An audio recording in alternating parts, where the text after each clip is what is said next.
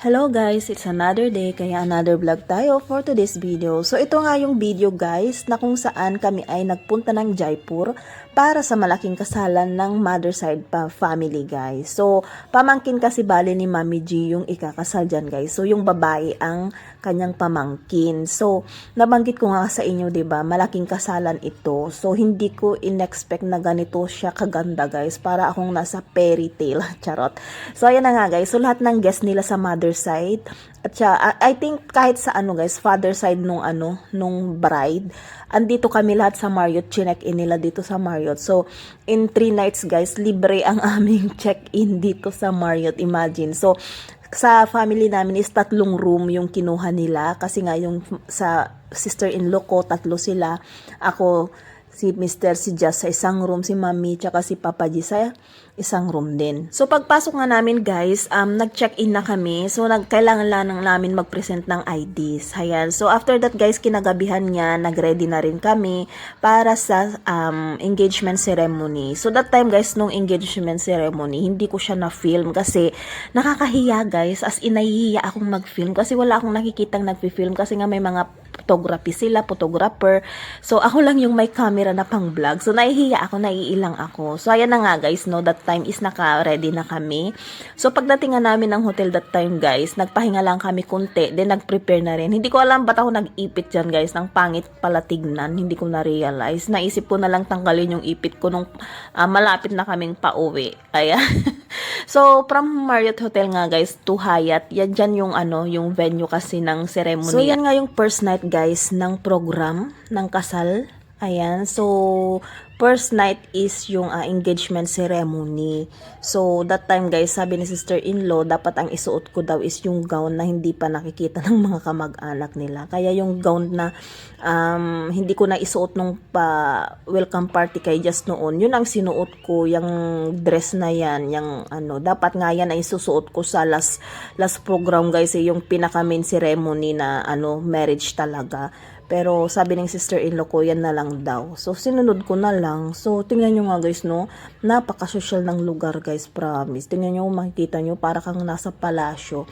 So, Hyatt Hotel din ito guys. I think mas mahal ito kaysa sa Marriott. Kung makikita nyo naman yung place, diba? Para siyang palasyo. So, that time nga guys, is marami ng guests ang dumating.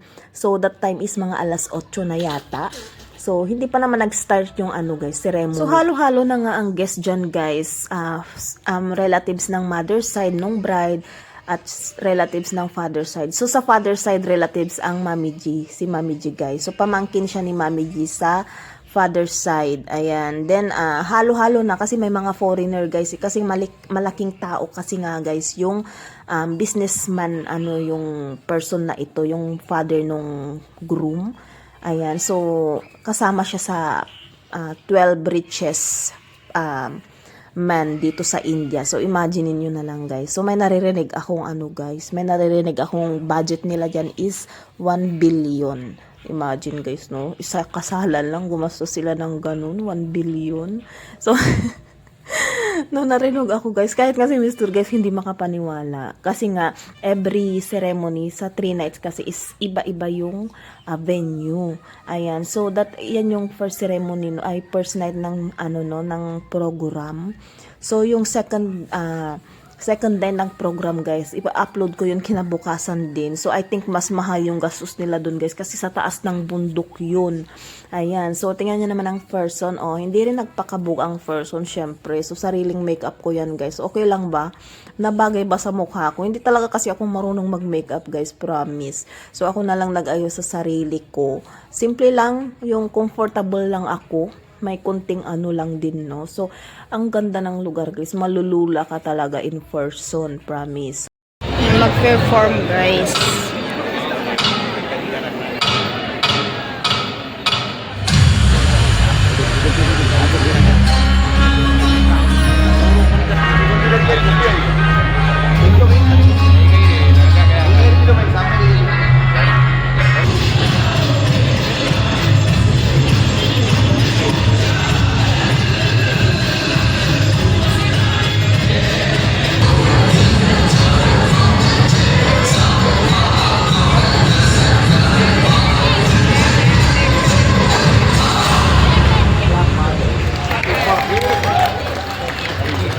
ayan nga guys, after nung dance nila is may pa-fireworks sila dyan sa taas, no? Ayan, so open area kasi siya guys. As in, may nakikita ka pang eroplanong lumilipad dyan. Ayan, so after that guys, hindi ko na-film yung ano nila guys, engagement ceremony nila. Kasi doon sila sa harap engagement ceremony. So hindi na ako nakisiksik doon. Ang daming tao guys eh. Tsaka itong si Jazz is nagluluko. So pahapyaw-hapyaw lang yung pagpipilm ko dyan kapag kasi Jazz is na kay Papa G. Doon lang talaga ako nakakapag-film. Ayan, so tingnan nyo naman ang first one, tsaka si Mister, o diba? So dyan yung ano guys, drinks area. Ayan, so ano lang yan guys, parang pika-pika. Ayan, may pika-pika dyan. So habang naghihintay sa main course, no, ng pagkain. So habang nag-engagement ceremony sila doon, yung ibang guests kumakain, syempre, diba? Ayan, so dyan na nga, after ng engagement ceremony nila, yan na yung yan na yung main course na food. So hindi ko na siya na-film guys, kasi ang daming food guys, as in 3 putahe lang yata yung nakain ko dyan, kasi ang dali kong nabubusog guys, kapag marami akong nakikita, saka puro, guys, vegetarian, walang non-veg, so hindi ko na-enjoy, pero masasarap lang ng food guys. So ayan yung couple guys, nahapyawan ko sila konti, kahit side view. So, that time guys, puro live ang mga nila, ang mga nag-perform sa pagkanta, ayan, puro live talaga. Walang lang, yung tugtog lang, as in live. So, ayan guys, yung capture ko ngayon yung ganap sa ng marriage na inatinad namin sa mother side na family. So, see you in next vlog guys, yung pangalawang gabi naman. Bye-bye!